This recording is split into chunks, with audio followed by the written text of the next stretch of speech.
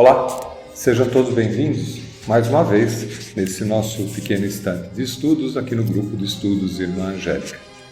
Estamos estudando o Livro dos Espíritos, estamos no livro 3 das Leis Morais, capítulo 6 da Lei da Destruição.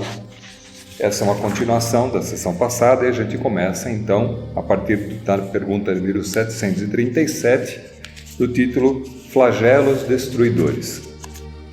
E a pergunta 737 diz assim: com que fim fere Deus a humanidade por meio dos flagelos destruidores? E a resposta?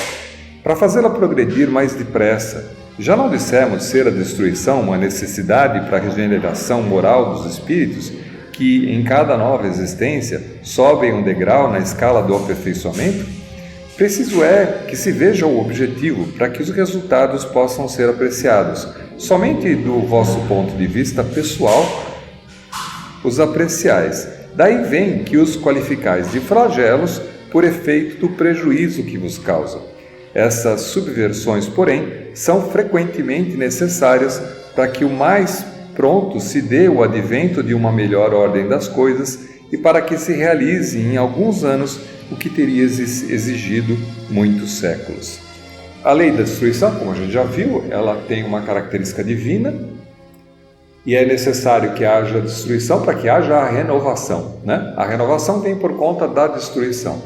Então, quando a gente morre, por exemplo, que é uma manifestação do princípio da lei da destruição, essa destruição, a morte, ela vem no sentido de que é através dessa renovação corporal, com um período na erraticidade para a reavaliação dos nossos objetivos, dos nossos pontos de vista, para que a gente planeje uma nova existência novinha em folha, começada a partir do zero, vamos dizer assim, uma folha em branco, para que a gente possa exercitar maiores evoluções, maiores ganhos. Então a morte, embora não seja um flagelo da humanidade, mas é um flagelo pessoal, já demonstra esse princípio. Quando a gente fala de flagelos para a humanidade inteira, grandes eventos catastróficos que muitas vezes levam muitas pessoas, e a gente tem vários exemplos bem recentemente, né, tanto no Brasil com a enchente que aconteceu no Rio Grande do Sul, como na Líbia, né, onde muitas pessoas morreram, como o terremoto em Marrocos. E são eventos mais recentes, né? Como é que se justifica o apelo de Deus tomando conta de toda a humanidade e permitindo com que esses flagelos aconteçam, né? Então essa é a pergunta especificamente: com que fim Deus fere a humanidade através dos flagelos? E a gente entende que fere a humanidade porque na realidade nosso olhar está muito limitado e muito preso na existência, na vida atual, naquilo que está aqui. A gente sabe que as grandes civilizações, elas têm, as pequenas, todas as civilizações, têm um tempo de maturidade e um tempo de vida. E muito na história da humanidade você consegue reparar que muitas civilizações que até então eram grandes, acabam em um determinado momento sendo destruídas, para que uma nova civilização se estabeleça, ou porque ela perdeu a guerra para uma outra civilização que tomou a conta e renasce ali com outra cultura, outros princípios, tanto quanto o aparecimento de uma nova civilização por conta da derrocada de uma outra que tinha no lugar. Como a gente pega esses grandes eventos do mundo, esses eventos da natureza que muitas vezes provocam muitas mortes, a gente precisa entender que, primeiro, que o planeta é um organismo vivo. Ele não está parado, estático. A vida o tempo todo borbulha. E o nosso planeta, ele se acomoda o tempo todo e nunca parou e não parará. Então, os eventos vão acontecendo na evolução do próprio planeta, porque o planeta também evolui, e algumas coisas acontecem com a humanidade porque nós estamos lá, naquele local. Como o aumento da população na humanidade tem se dado, e principalmente as cidades têm crescido muito, quando esses eventos catastróficos acontecem perto de uma população muito grande, então a gente sabe o quanto as populações são afetadas por conta desses eventos. Mas nada cai, nenhuma folha cai de uma árvore que não seja pela vontade do Pai. Então tudo isso está dentro de um planejamento, embora a gente não conheça esse planejamento. A gente vai discutir ainda alguns aspectos, umas perguntas posteriores, que vão dizer qual que é o papel do homem nesses flagelos, quando eles podem ser evitados e quando não. Mas de qualquer jeito, mesmo os desastres que poderiam ser evitados acabam sendo utilizados por Deus, pela espiritualidade, para promover avanços em toda uma população, de maneira muito mais rápida, né? Quando a gente tem uma destruição em massa muito grande, a troca, a substituição é muito grande, porque todos aqueles que são retirados daquele ambiente acaba recebendo novas populações de espíritos que talvez venham mais preparados para fazer um processo de renovação, o que seria muito mais complicado acontecer quando a gente vai tirando um ou outro daquela situação, como é o processo normal de renovação que a humanidade tem. A contaminação, vamos dizer assim, ou a perpetuação da cultura que existe, muitas vezes promove uma situação onde demora-se muito tempo para conseguir evoluções, tanto físicas, né, de mudanças na vida e na situação das pessoas, quanto morais, e especialmente morais, que é muito mais difícil muito mais complexo de promover mudanças. Então, quando grandes populações são acometidas de um grande desastre, a renovação é muito grande, muito mais rápida, então, permitindo com que a própria espiritualidade planeje para o que vem logo depois desses grandes desastres, uma renovação de um ponto de vista melhor.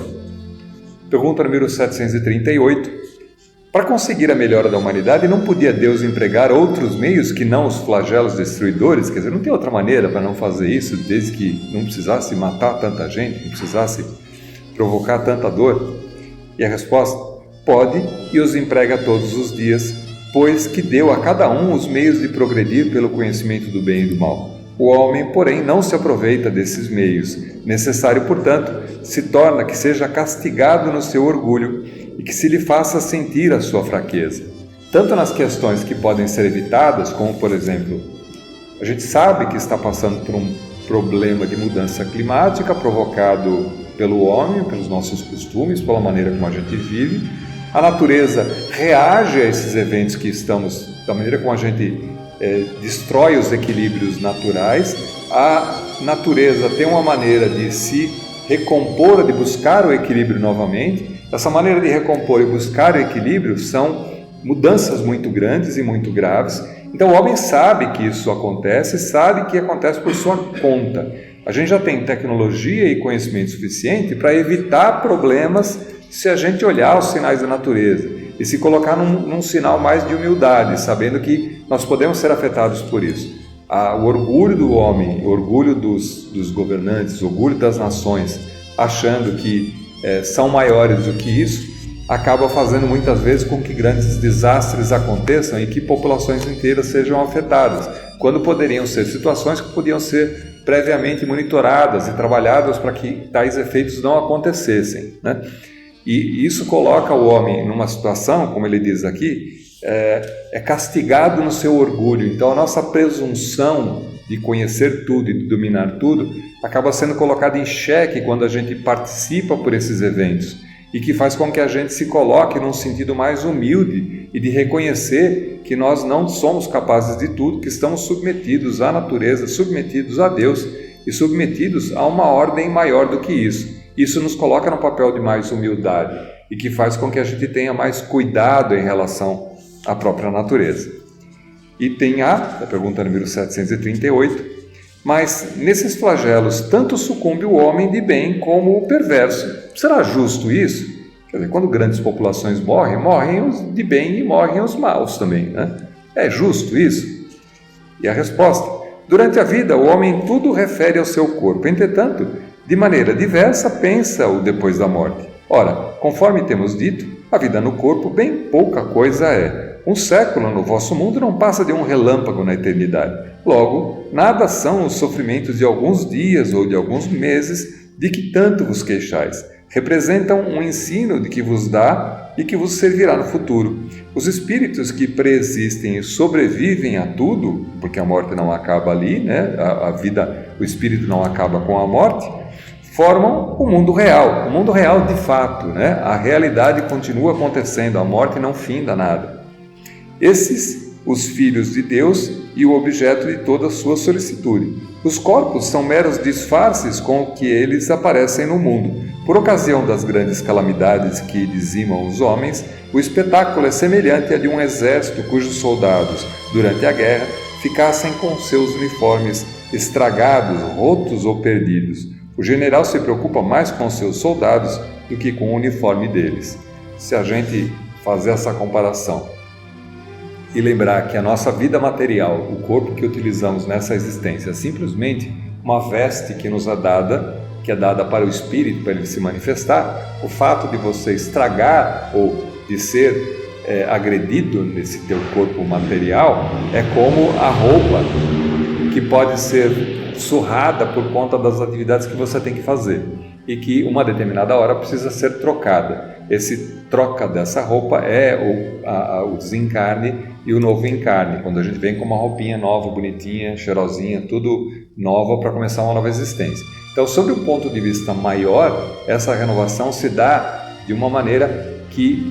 E aí a diferença, quando ele comenta que o mesmo problema acontece com os bons e para os maus, a gente precisa lembrar também que, dado ao conhecimento espiritual que cada um desses tem, os bons e os maus, já que a gente também já relembrando alguns tópicos que a gente já tratou lá atrás, a diferença entre o bem e o mal é que o mal desconhece as leis naturais, o mal desconhece a consciência. Então, o problema do mal é que o mal acaba arcando para si o fato de estar natando contra as leis naturais, e por causa disso ele sofre muito mais do que aquele que é do bem, porque aquele que é do bem já entendeu de certa maneira as leis divinas ou naturais e trabalha nessa direção. Então ele sofre muito menos, tem muito menos esforço para seguir a sua caminhada do que aquele que ainda insiste em nadar no sentido contrário da correnteza.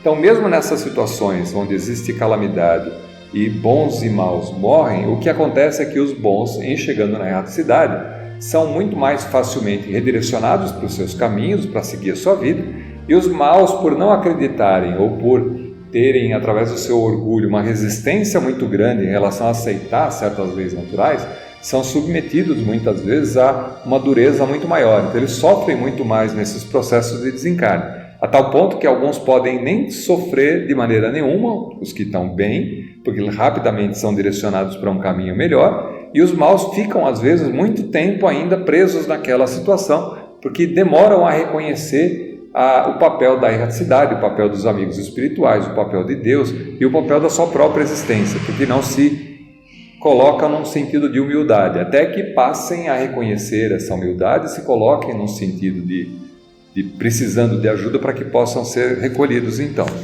Então, tudo tem o seu encaixe mesmo nessa situação entre bons e maus sofrendo as consequências das grandes calamidades. E tem B, da pergunta número 738. Mas nem por isso as vítimas desses flagelos deixam de o ser. Quer dizer, elas não deixam de ser vítima pelo fato de serem boas, né? E a resposta: se considerasseis a vida qual ela é e quão pouca coisa representa em relação ao infinito, menos importância lhe dareis. Em outra vida, essas vítimas acharão ampla compensação dos seus sofrimentos se souberem suportá-los sem murmurar.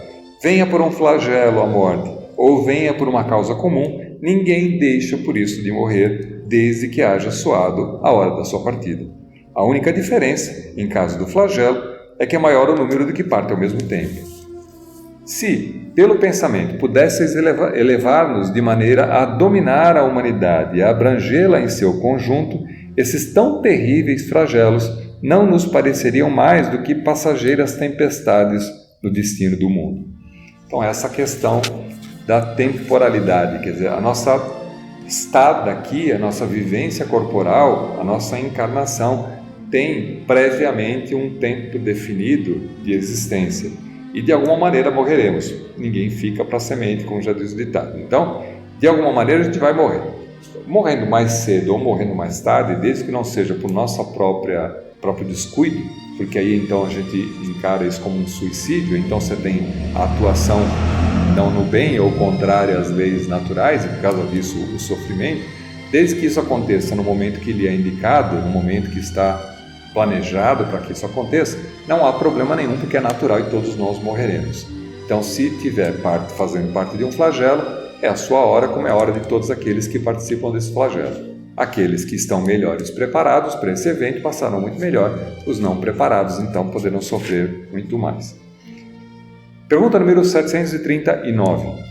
Tem os flagelos destruidores utilidade do ponto de vista físico, não obstante os males que ocasionam? E a resposta? Tem. Muitas vezes mudam as condições de uma região, mas o bem que deles resulta, só as gerações vindouras o experimentarão. É aquilo que a gente comentou já. Os flagelos que acontecem na natureza são eventos extremamente planejados pela espiritualidade. Não são causas em que acontece de repente e acontece um terremoto. Essas coisas levam muito tempo de planejamento da espiritualidade com os elementais, com todos os espíritos que estão com a organização do planeta. A gente sabe que o tempo todo a Terra, não, como eu já disse, não é um organismo vivo, não é um organismo morto. Então tudo acontece o tempo todo, muito embora aparente seja a quietude, né? Parece que está tudo calmo, está tudo tranquilo, que não tem nada acontecendo, mas a natureza continua o seu processo de modificação, o seu processo de transformação. Quando a gente passa a olhar mais, alongar a vista, né? E a gente conhece através da ciência, que, por exemplo, já foi um continente só, a Pangeia, né? América do Sul e África unidas, né? E que isso com o tempo houve um grande processo de mudança e que essas duas regiões foram se afastando, dando espaço ao Oceano Atlântico que está aqui no meio. A gente tem a dimensão das modificações que acontece com o planeta o tempo todo. As grandes cadeias montanhosas foram formadas por movimentações tectônicas que fizeram com que a Terra naquele ponto se elevasse e criasse os cumes. Então, todos os acidentes geográficos que a gente tem no planeta são oriundos de movimentações naturais, nenhuma delas catastrófica sob o ponto de vista da natureza, catastrófica sob o ponto de vista daqueles que estavam lá no meio do caminho. Os coitados que estavam lá fazendo parte daquela situação lá, os animais, sofreram a situação, a consequência. A ciência já mostra para a gente que já passamos por 5 grandes extinções de animais, sem que então o homem tivesse qualquer interferência nesse processo. A gente começa agora um processo onde o homem interfere muito mais, mas as mudanças climáticas, as modificações, como diz a Bíblia, que também é aprovado pela própria ciência, existem períodos de dilúvios, períodos onde tem uma modificação muito grande, de degelos, de modificação das calotas polares, de modificação dos polos norte e sul. Tudo isso acontece nos milênios com a mudança na Terra, vai fazendo com que a Terra tivesse a conformação que tem hoje. Como isso não parou, indica que a gente continuará em processo de transformação. Os flagelos afetam mais a humanidade, porque cada vez mais a humanidade está mais centrada nos litorais. A gente escolhe as cidades que são mais aprazíveis, né? Aquelas que tem praia, né? Bonito, gostoso.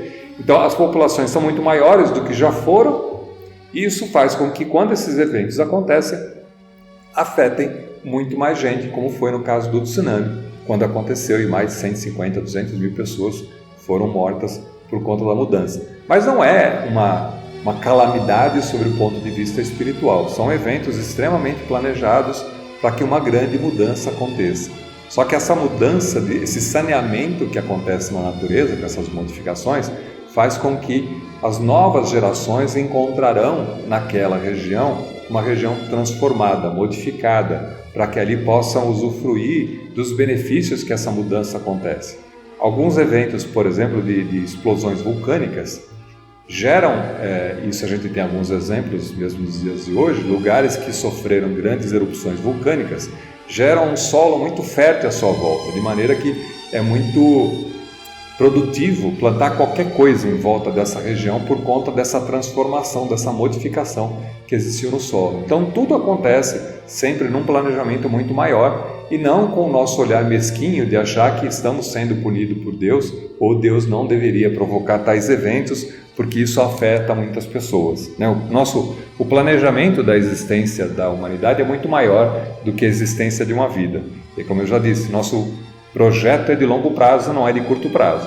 Então, se no curto prazo temos consequências que muitas vezes acontecem, não indicam que o projeto, no final das contas, não esteja sendo bem produzido. Porque senão a gente estaria dizendo que Deus é falho, Deus não sabe o que faz, Ele não consegue antever mesmo os nossos erros. Quando, se Ele é Deus, porque é Deus e Deus tem onisciência e onipresença, conhece todas as coisas, o seu planejamento não existe erro, né? Tudo está, de uma grande maneira, muito bem planejado e segue, graças a Deus, do jeito como deveria ser, do jeito como a espiritualidade espera. O que a gente pode fazer é retardar algumas coisas quando a gente age em contrário às leis divinas e naturais, e por causa disso sofre as consequências disso, ou andar mais rápido se começarmos a prestar atenção nesses eventos, nesses sinais que a natureza vai dando e começar a agir em acordo a essas leis. Pergunta número 740. Não serão os flagelos igualmente provas morais para o homem por porem-no a braços com as mais aflitivas necessidades? Os flagelos são provas que dão ao homem a ocasião de exercitar a sua inteligência, de demonstrar a sua paciência e resignação ante a vontade de Deus e que lhe oferecem ensejo de manifestar seus sentimentos de abnegação, de desinteresse e de amor ao próximo, se não domina o egoísmo. Então, aqui, e a gente sabe, a gente também já viu isso, várias experiências desse tipo, diante de grandes eventos catastróficos, muitas vezes emergem almas bondosas que sacrificam a sua própria vida para cuidar da população, para cuidar daqueles mais atingidos. Então, pessoas que nunca tiveram oportunidade na vida de se manifestar em relação ao próximo, muitas vezes em eventos que são eventos bastante dolorosos, são os primeiros a regaçar as mangas, ir lá e cuidar das pessoas, ajudar as pessoas, resolver aquela situação penosa que está acontecendo, cuidar dos doentes, tratar aquela situação, renovar aquela situação para que as pessoas possam retomar a sua vida. Então, são nesses eventos, principalmente, diante da dor e diante da dificuldade do próximo, principalmente, que muitas vezes emerge dali um sentimento de amor e de fraternidade ao próximo. É da pior maneira possível, não precisaria ser assim. A gente poderia ser desperto para essas situações, para esse tipo de sentimento, de maneira mais produtiva, vamos dizer assim. Mas muitas vezes são justamente essas situações penosas que fazem com que a gente se descubra muitas vezes, e descubra o seu veio, a sua vontade de ajudar os outros. Pergunta número 741. Dado é ao homem conjurar os flagelos que o afligem, quer dizer, prevenir os flagelos que podem acontecer? E a resposta, em parte não, porém, como geralmente o entendem. Muitos flagelos resultam da imprevidência do homem. À medida que adquire conhecimentos e experiência, ele vai podendo conjurar, isto é, prevenir, se lhe sabe pesquisar as causas. Tudo entre os males que afligem a humanidade, alguns há de caráter geral, que estão nos decretos da providência e dos quais cada indivíduo recebe mais ou menos o contragolpe. A esses nada pode o homem opor, a não ser a sua submissão à vontade de Deus. Estes mesmos males, entretanto, ele muitas vezes os agrava pela sua negligência. Na primeira linha dos flagelos destruidores, naturais e independentes do homem, devem ser colocadas a peste, a fome, as inundações e as intempéries fatais às produções da terra.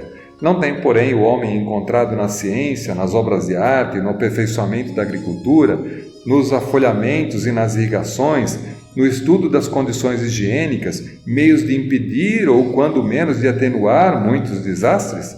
Certas regiões, outrora assoladas por terríveis flagelos, não estão hoje preservadas deles?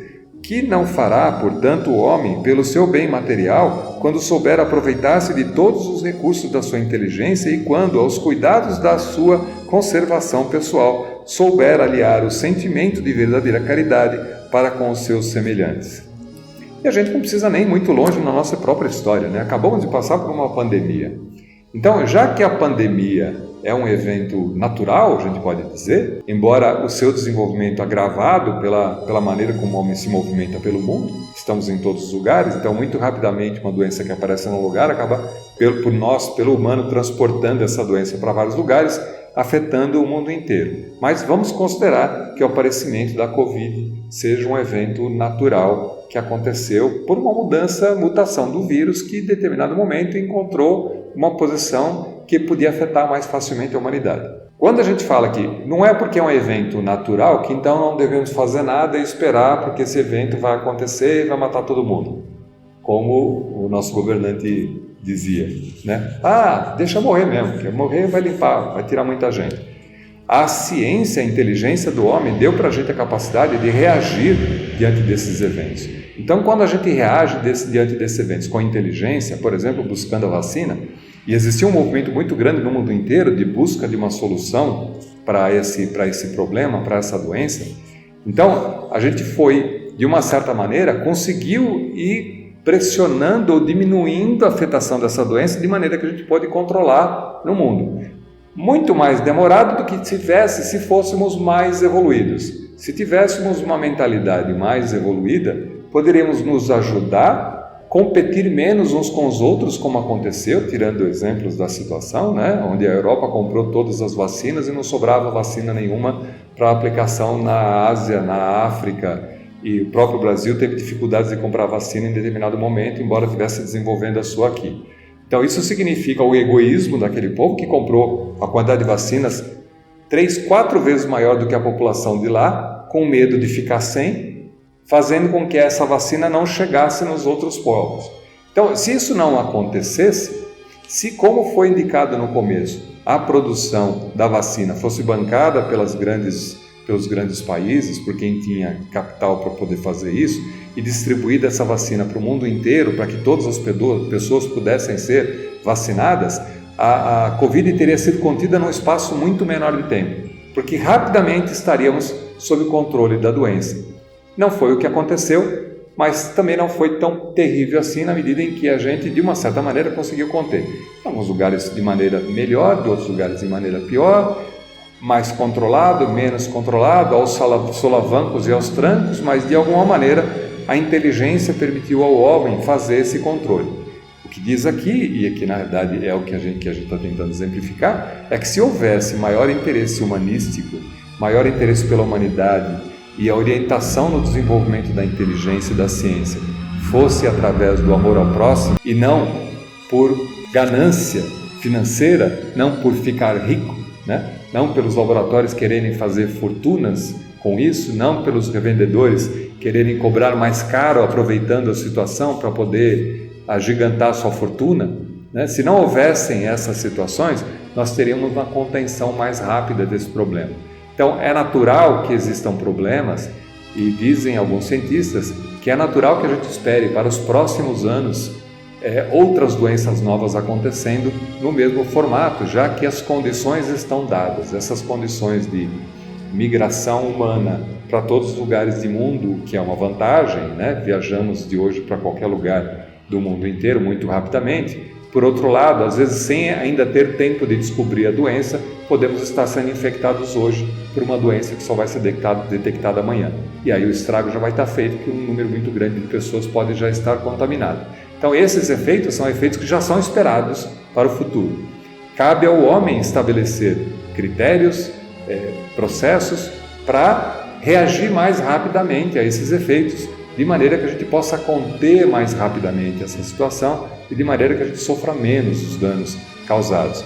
Então o homem pode e deve se modificar, se antecipar, a gente pode e deve ler, acompanhar os sinais, por exemplo, que existe um acompanhamento dos sinais tectônicos para poder saber que determinadas regiões que são propensas a terremotos, que são propensas a erupções vulcânicas, para poder acompanhar e saber quando o desastre está próximo. Isso faz parte e deve fazer parte da nossa existência, mas muito mais do que isso, ter a capacidade humanística de pensar em soluções que não fiquem só limitadas ao ganho financeiro, ao egoísmo e ao orgulho de alguns, mas que fosse um pensamento muito mais humanístico. Um problema que acontece, como aconteceu, por exemplo, no Haiti, com o terremoto muito grande que existiu lá, e a população ficou toda indefesa, e os países, de alguma maneira, tentam recusar a chegada de imigrantes porque não percebem naqueles que estão saindo da sua terra por um problema como sendo humanos também, como nós. Não se colocam no sinal, no ponto contrário, com eles que estão sofrendo. Se fôssemos nós que tivemos afetados por uma situação parecida, a gente não procuraria para nós e para a nossa família um lugar onde a gente poderia se dar melhor? Então, essa falta de pensamento, de empatia, de sentir a dor do outro, ainda segura muito dos avanços que a humanidade podia ter tido se ela aproveitasse mais esses efeitos para abrir os olhos e perceber que, puxa, a gente precisa dar um jeito nisso, a gente precisa de alguma maneira se acomodar. Alguns países se acomodaram, dividiram cotas de recebimento de imigrantes para poder acomodar a população que estava saindo de lá, mas existia um movimento muito grande, principalmente na Europa, com os oriundos da África, de não receber aqueles que estavam sofrendo na África para dentro da Europa, porque estava destruindo a vida dos europeus. Então, existe ainda muita resistência na humanidade em relação ao acolhimento, e a gente sempre tem dificuldade de enxergar o outro como sendo alguém muito parecido com você. Quando a gente aprender a mudar esses sentimentos de uma maneira mais geral, talvez o nosso planeta seja melhor. E talvez essa mudança esteja muito mais próxima do que a gente imagina, na medida em que a gente sabe, nosso planeta está passando de um mundo de prova e expiação para regeneração. Não acontecerá em 10, em 20, em 100, em 200, 300 anos, mas acontecerá. E essa mudança é gradativa, assim como é a mudança da natureza gradativa também. Então é esperado que grandes modificações aconteçam no planeta ainda, por consequência, grandes flagelos naturais, muita gente morrendo e falecendo por conta desses flagelos, mas tudo faz parte de um grande plano para modificar a situação atual do planeta, para que seja um planeta melhor, para que seja um mundo espiritual melhor para aqueles que aqui estiverem. Com isso a gente encerrou esse tema, então, flagelos destruidores, e entramos então num tema chamado guerras. Pergunta número 742. O que impele o homem à guerra? Resposta: predominância da natureza animal sobre a natureza espiritual e transbordamento das paixões. No estado de barbárie, os povos um só direito conhecem, o do mais forte. Por isso é que, para tais povos, o da guerra é um estado normal. À medida que o homem progride, menos frequente se torna a guerra, ele evita as causas, fazendo-a com humanidade quando se vê necessário. E essa é uma consequência da existência, da vida, da história da humanidade, né? As guerras existem principalmente porque somos nós contra os outros. Quando os outros deixam de ser os outros e passam a ser nós, então a guerra com os outros se torna um pouco mais distante. Foi o que aconteceu. As guerras aconteciam em tribos, né? Uma tribo brigava com a outra tribo, as tribos se aproximando acabaram virando aldeias, virando alguma coisa um pouco maior, então era aldeia contra aldeia, mais tarde império contra império, e a gente, à medida que vai alargando essa nossa capacidade de reconhecer o próximo como sendo igual a si, o outro está um pouco mais distante. Então a gente tem ainda essas diferenciações entre nós e os outros como grandes nações. Mas existem movimentos de transformação em nós que são muito maiores. A gente já entende hoje, a Europa quase toda funciona como um grande bloco, né? Então o nós é o bloco europeu quase inteiro, fora algumas exceções no meio do caminho aqui, que ainda brigam em, exemplo, Rússia e Ucrânia, né? Conta mais da Rússia do que da Ucrânia, mas a Ucrânia também tem lá seus problemas. Então, enxergar o nós acaba aumentando de tamanho. Nós somos como nós hoje, a América Latina. Então, não é concebível nos dias de hoje uma guerra entre os países da América Latina, mas já foi no passado. Então, à medida que isso se estende e aumenta, o nós começa a ficar um pouco maior. De tal maneira que um dia o nós vai ser a humanidade toda. Então, a gente não vai ter com quem guerrear, a não ser com os outros passam a ser os alienígenas, né? Que é o que acontece sempre nos filmes de ficção. Os outros, nós nos organizamos e nos juntamos para combater os alienígenas. A gente precisa ter alguém para brigar, né? Então a gente vai sempre procurar alguém para poder brigar, para poder ser os outros, né? Até que a gente possa entender e perder esse espírito de animosidade, que é natural muito mais do animal, do instinto animal, do que instinto hominal. O homem precisa ir largando esse sentimento de guerrear, de querer mostrar poder da lei do mais forte, para enxergar que todos somos uma grande família, somos de um mesmo lugar, filhos do mesmo pai, para poder se tratar como iguais. E quando isso começar a modificar, então é natural que as guerras vão deixando de existir, passem a se extinguir. Pergunta número 743. Da face da terra, algum dia a guerra desaparecerá? E a resposta é sim, quando os homens compreenderem a justiça e praticarem a lei de Deus. Nesta época, todos os povos serão irmãos. Essa é a história. Quando a gente se enxergar como nós, toda a humanidade, não tem por que brigar com nós mesmos, né? Pergunta número 744. Que objetivou a providência tornando necessária a guerra? E a resposta? A liberdade e o progresso. A gente entra aqui com a visão do livre-arbítrio. Não adiantaria Deus impor definições que proibissem a guerra, por exemplo, que não permitissem a guerra, porque seria a limitação do livre-arbítrio. À medida que o homem vai ganhando o livre-arbítrio, a gente já falou sobre isso várias vezes, a nossa capacidade de errar aumenta, porque passamos a tomar decisões. E o problema não é aumentar a nossa capacidade de tomar decisões, nem a capacidade de errar, é a falta de aprender com o erro praticado. Porque quando a gente erra e sofre as consequências e aprende com o erro, a gente passa a agir de maneira diferente.